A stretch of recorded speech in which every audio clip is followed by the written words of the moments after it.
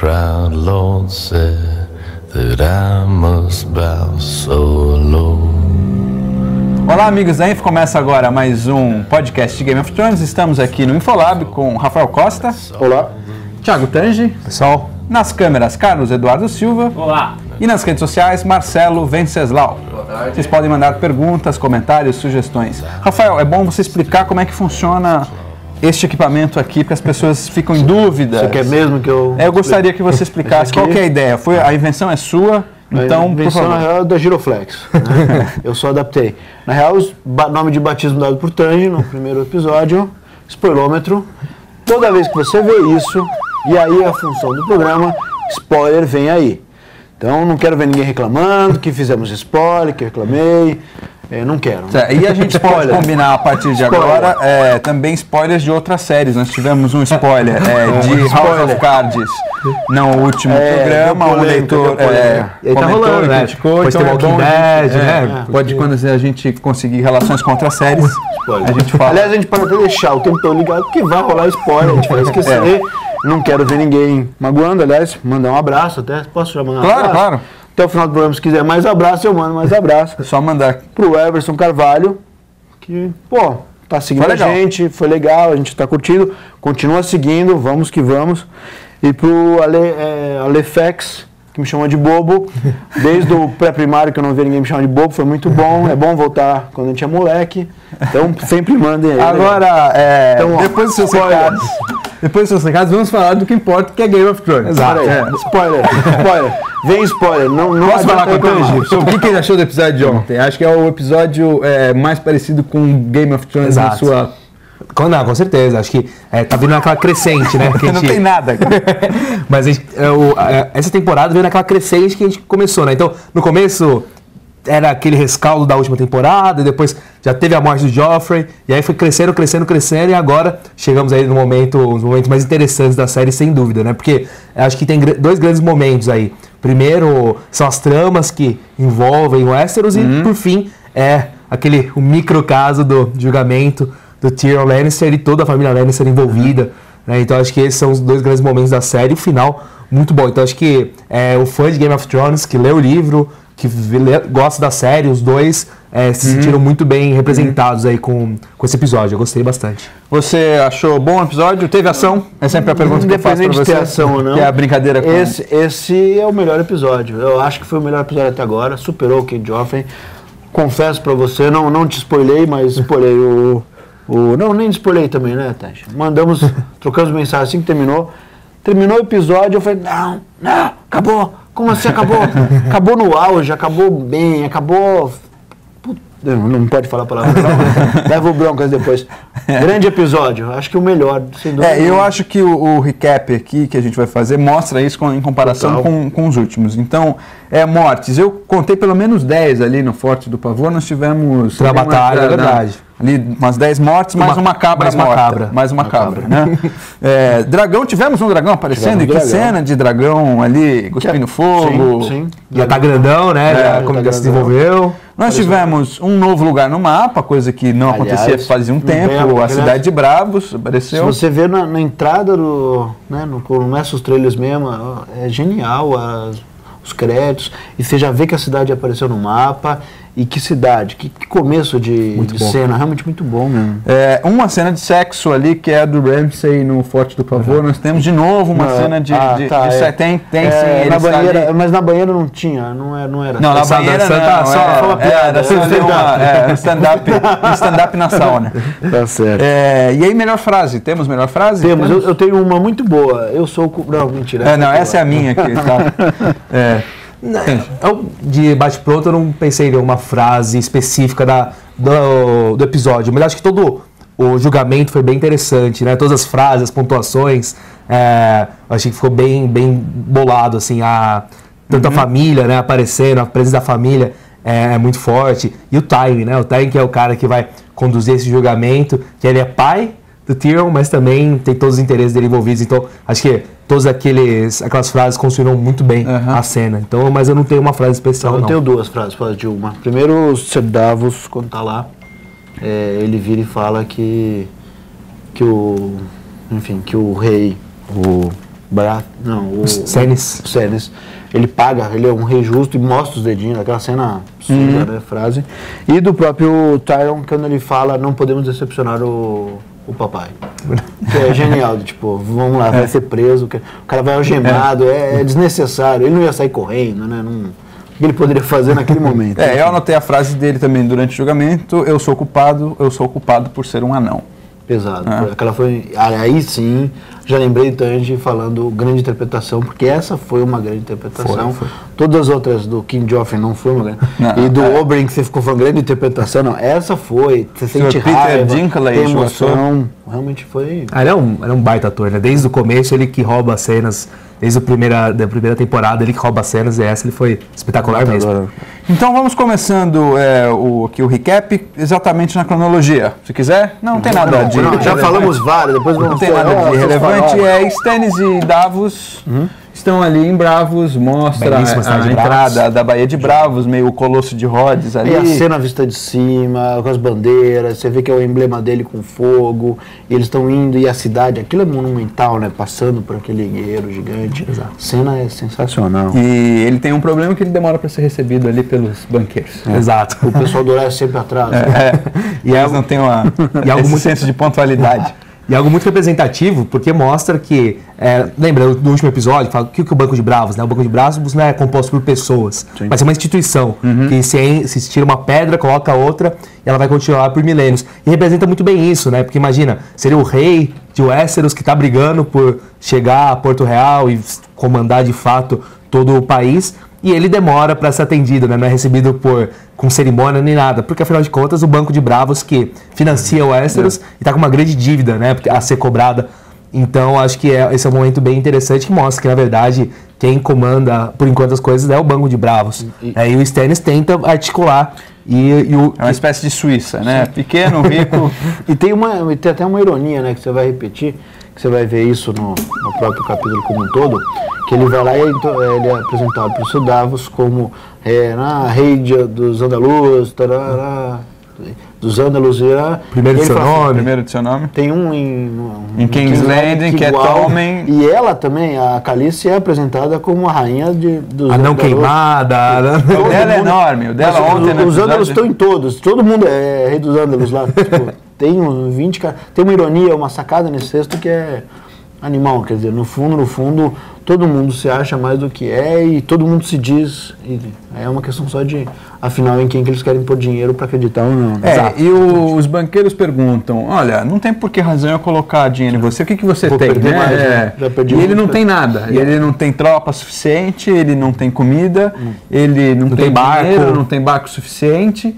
E quando tudo parece estar perdido, o Sir Davos consegue numa argumentação muito razoável, que é, olha, quem governa Westeros é um adolescente de 16 anos de idade e, na verdade, ele é o rei, fruto de um cesto, e quem governa de fato é um idoso de 67 anos, o Lord Tywin. E qual que é o seu próximo passo? Exato, e isso foi muito interessante porque o banqueiro, o chefe lá, chega e fala, olha, a gente não trabalha com argumentações, mas sim com números.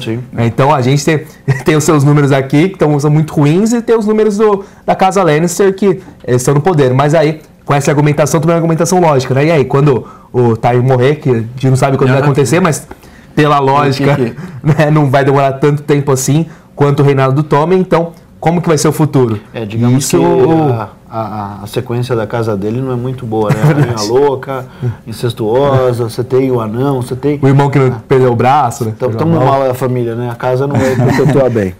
E ele consegue, então, o dinheiro, porque depois aparece a cena do Salador Sam, o pirata ali naquela tela. Relaxando, né? Relaxando com duas garotas.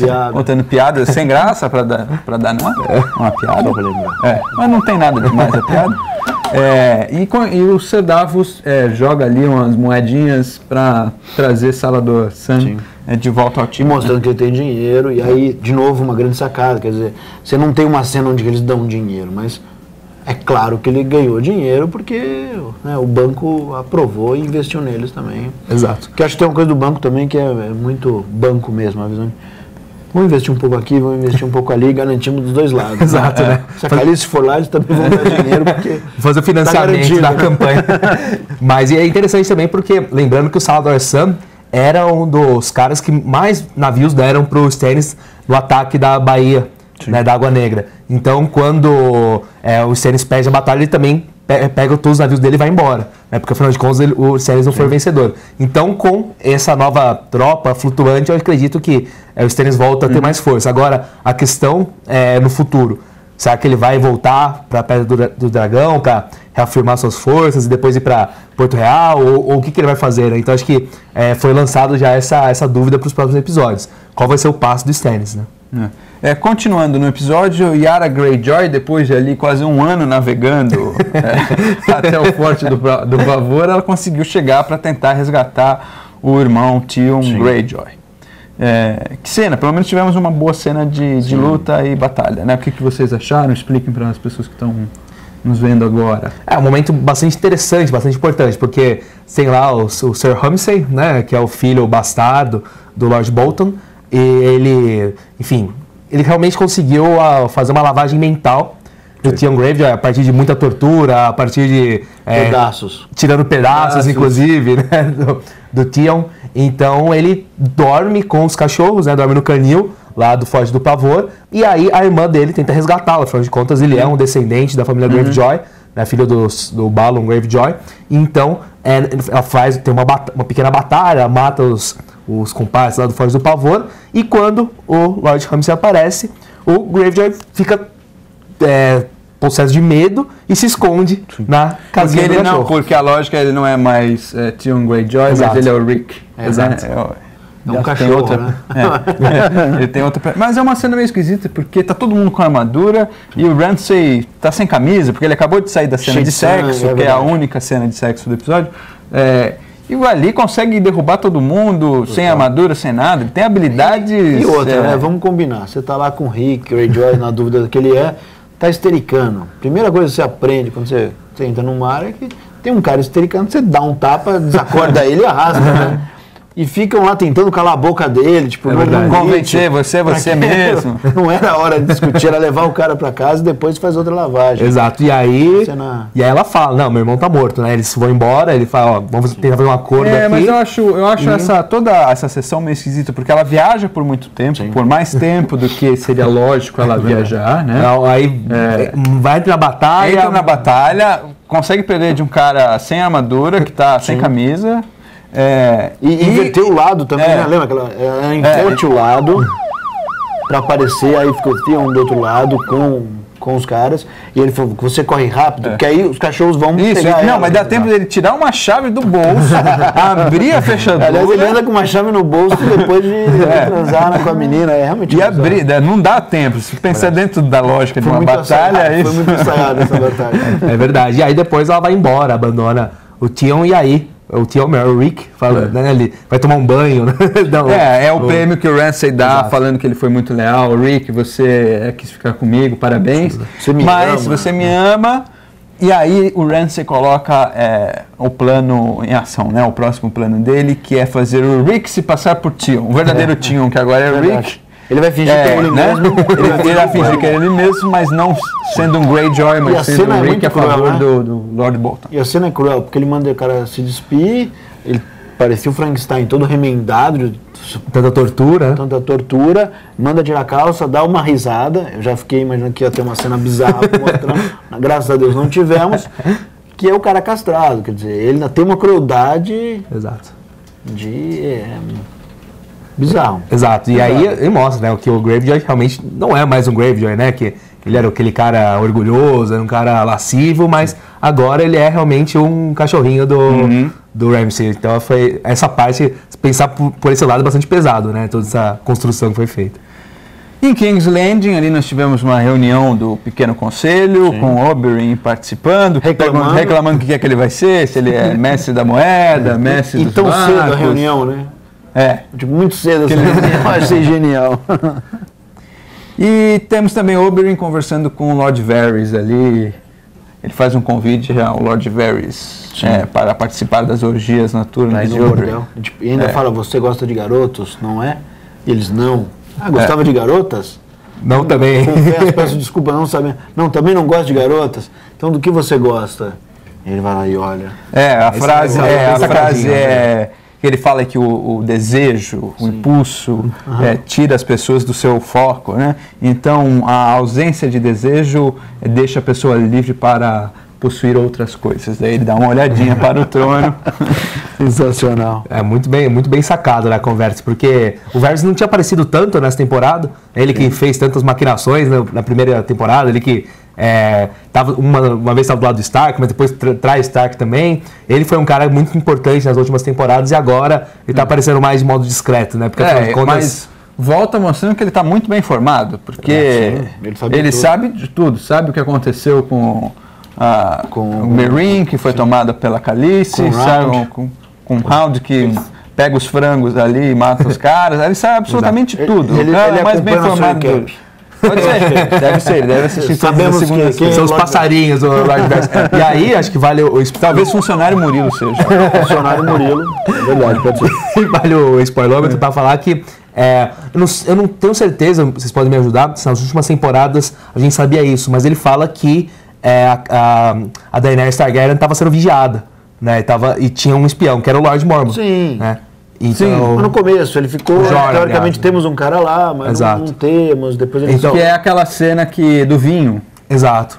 Que é aquele primeiro momento onde ele vai pegar um pagamento, receber, tem uma menina, na primeira temporada lá atrás, ele está o tempo todo sendo um agente duplo ali, mas quando acontece aquela cena, ele vê o poder dela e tal, ele salva...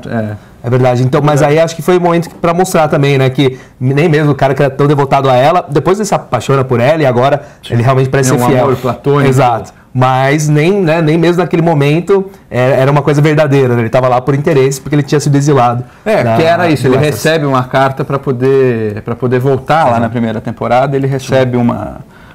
porque se ele voltasse, ele ia ser morto ou ia para a muralha, se não me engano. E aí ele recebe uma carta que... eu entendo, acho que a estranheza do Tange, porque realmente voltou um dado que já estava resolvido como sendo algo novo, né? Exato. Acho que ficou várias temporadas passadas, esse dado já estava... é uma novidade tardia dizer que ele... se debandou, já era fato que já não tinha mais espião, acho que... É verdade. E aí, mas acho que é interessante porque logo depois você tem a cena já de Meereen, né, com a Daenerys, e ele agora é um dos braços direitos dela, então acho que isso foi bem bacana pra gente poder relembrar, né, o que tinha acontecido nas últimas temporadas, que foi interessante Meereen, né, Meereen é um lugar grandioso também, aquele palácio, aquela pirâmide, né, que é bem diferente de Westeros, se você for pensar...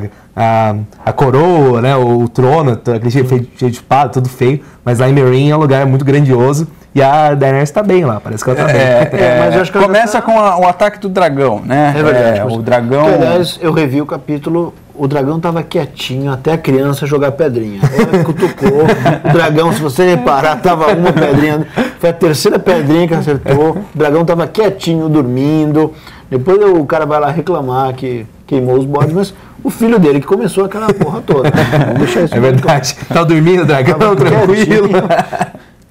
O dragão ali tem um pastor com as cabras, o dragão pega uma só, né? Isso que é curioso, né? O dragão daquele tamanho consegue alimentar só uma cabra. Na argumentação dele acabou com todas as cabras. Ele ganhou 3 vezes a cabra, saiu feliz, né?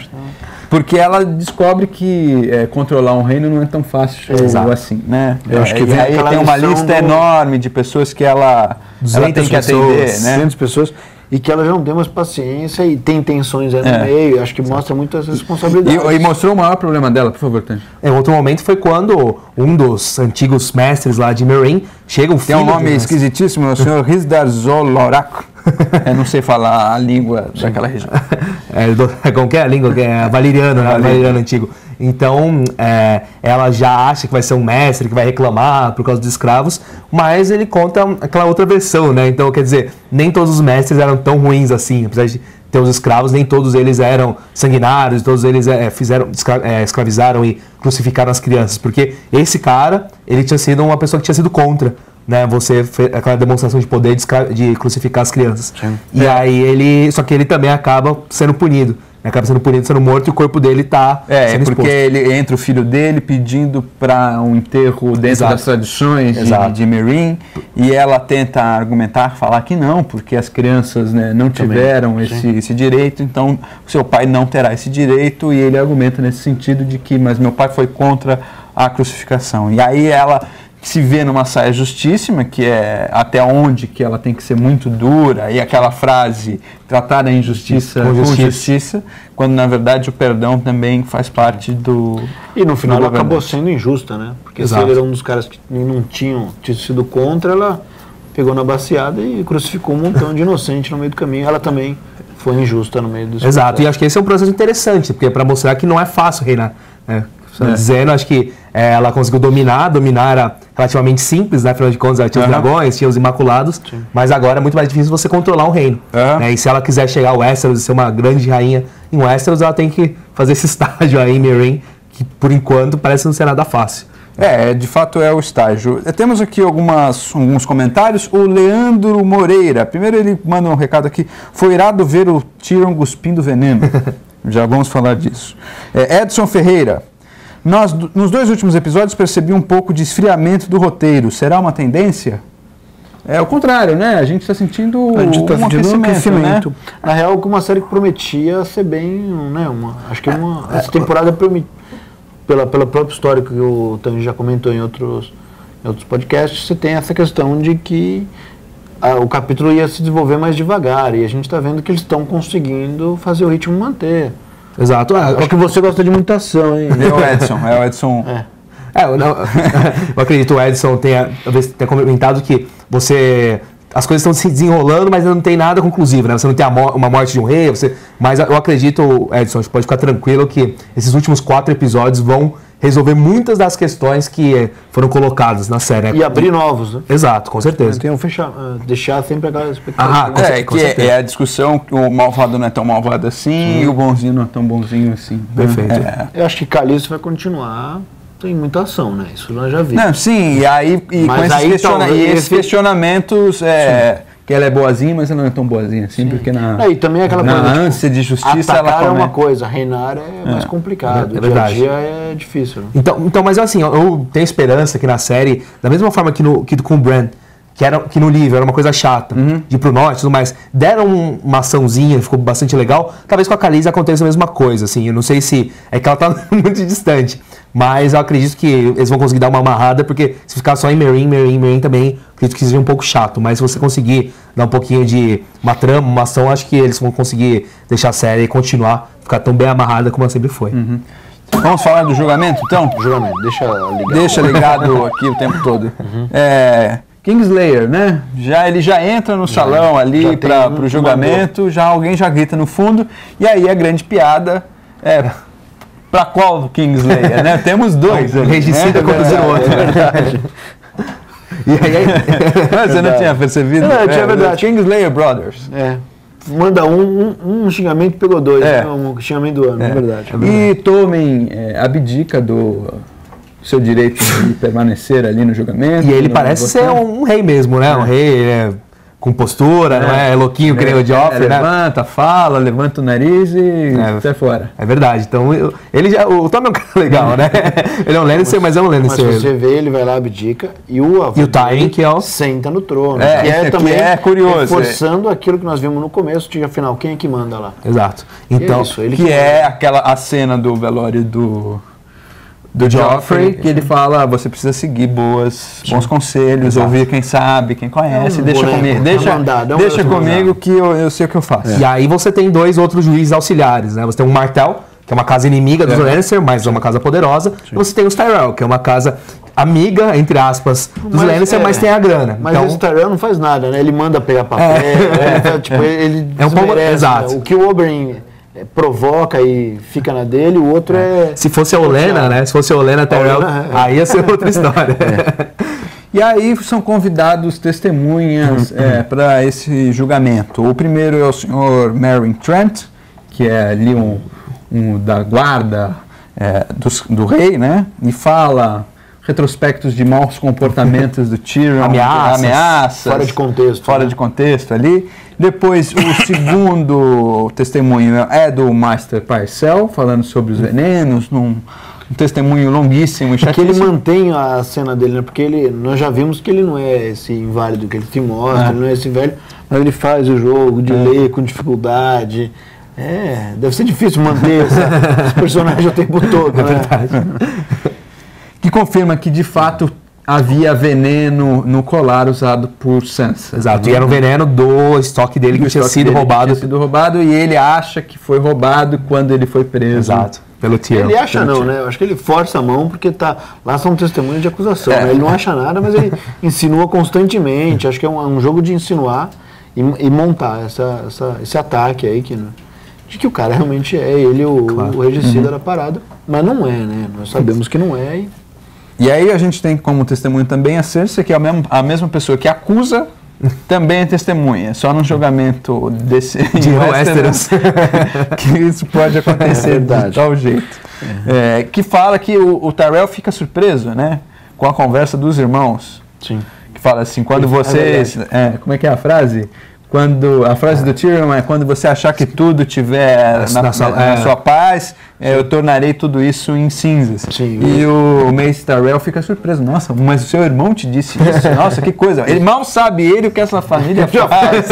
Essa foto foi a menor, né?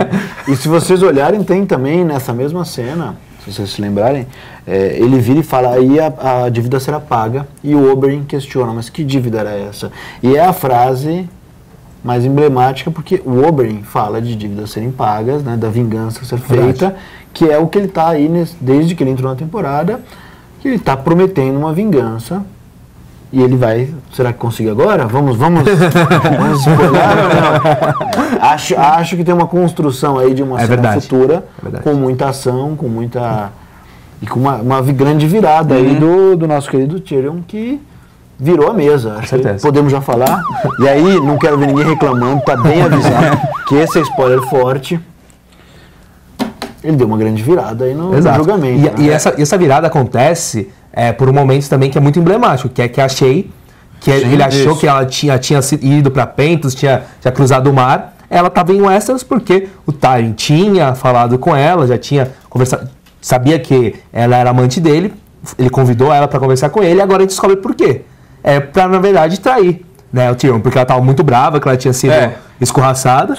Agora, bem dela, né? Só antes da gente entrar nos detalhes da Shae, é importante a gente dizer que o Lord Varys também testemunha e trai o Tyrion e entra num momento importante, que é o intervalo do julgamento, que o Jaime negocia com o pai, ele Tywin, deixa a guarda, vai procriar, vai ser um Lannister, Castle Rock, vai deixar desde que não matem Tyrion. Então, mas imagina o Tyrion como um corvo, porque essa é a grande sacada, né? Tipo, ele vai, pede clemência, e aí ele vai pra muralha. Então, mas imagina aquele anãozinho na muralha, não dá, não ia dar certo mesmo, eu acho que ia ser pior do que a morte. Na volta do intervalo do julgamento, o Jaime chega pro Tyrion e avisa: olha, você só no final você tem que pedir clemência, fica quietinho, né? Não abre a boca, no final você pede clemência, tá tudo combinado, vai por mim. Sim. Eis que ele se sente traído. Quando entra a Shae.